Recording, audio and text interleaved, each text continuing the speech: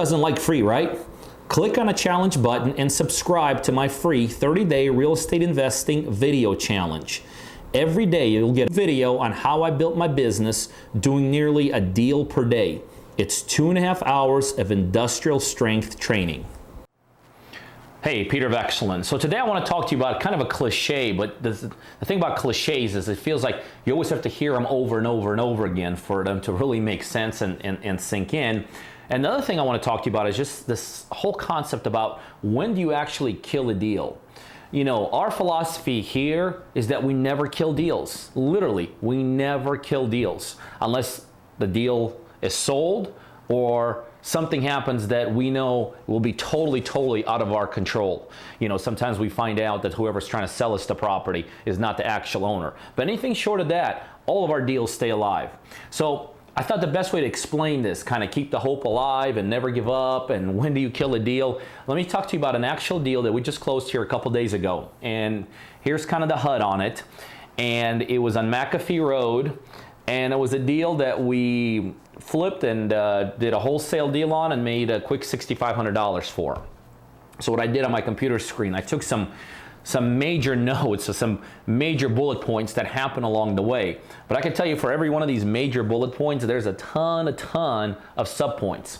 Now, interestingly enough, as I'm doing this, today is December 28th. The deal actually started in May. So think about it, this is months. How many deals do you have in your pipeline right now that are literally, 7, 8, 9 months old? So the one thing is I'll encourage you, do not let the length of a closing determine that the deal dies. So many times investors go like, well, I couldn't get it done in the first 3 weeks, so the deal's dead. I couldn't get it done in the first month and a half, so the deal's dead. So many times how long it takes you to close has very little to do with whether it'll close. It started in May 2005. The seller, within the next 4 weeks, went literally MIA for us. And when they go MIA for us, when our sellers disappear, we put some pressure on them. We get our attorneys involved, we lien the properties, we get demand letters out and all that. Well, so we went through that process. Nothing, no response, couldn't get a hold of them. So, when we try to kind of push the seller there, it had no effect. Interestingly enough, then in October, okay, so May, June, July, September, October. So 5 months later, and remember, we kept the deal alive. We still made some kind of process every once in a while, try to reconnect. Finally, 5 months later in October, we're able to reconnect with the seller, and the seller basically agreed to sell us the property, okay? So now this is a deal that we were gonna wholesale. So this is not a deal necessarily I wanted to take title to and own for an extended period of time. So guess what else had to happen in October? When we were in May, wanting to do the deal, we had a buyer for it. Guess what? In October, we had to start looking for a new buyer again. So now, we're 5, 6 months into the deal. We're starting the marketing process all over again.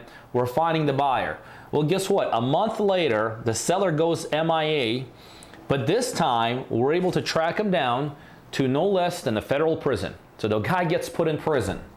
Well, when that happened, we then had to figure out who his attorneys were, and we had to start working with his attorneys. So for the next couple months, we worked for his attorneys. Now, interestingly enough, it says in that process, he actually switched attorneys. So one of his attorneys went MIA on us, became missing. We reconnected with a new attorney, and finally, December 22nd, we closed this deal.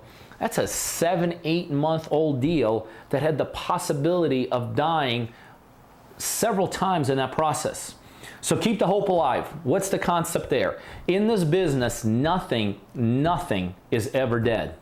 We literally, in all our dead files, once a month, reconnect with all of them. So the sellers that told us no on deals we were working towards, the deals that fell apart, before closings that we couldn't close. So once a month, we're constantly reconnecting. We're keeping our hope alive for every single one of these deals because these deals happen to us literally. And again, our pipeline's very big now, but they constantly happen to us on a weekly basis. So that's the great thing about this business. Short of some unbelievable circumstances, like the property gets sold from underneath you, which does happen, or like I said, maybe the seller is not the true seller. Anything other than that, this is why it's so important to keep your pipeline going, because anything other than those extenuating circumstances, it gives you hope. It gives you hope that the 50 deals that you have in that pipeline, the debt pipeline, as long as you're constantly reconnecting, at any point in time, they can reconnect. Second thing is, never ever kill a deal. This is a perfect example. You never, ever, ever kill a deal.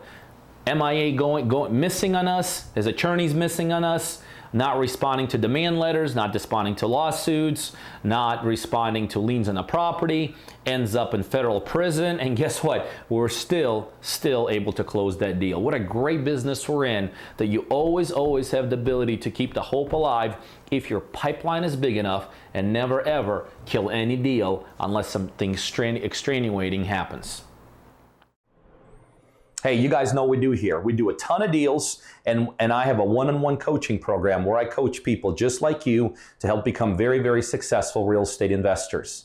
So if you're a buyer or you know other buyers literally all over the world that are looking for deals in the Georgia market, specifically concentrated towards Atlanta, you need to be on our buyers list.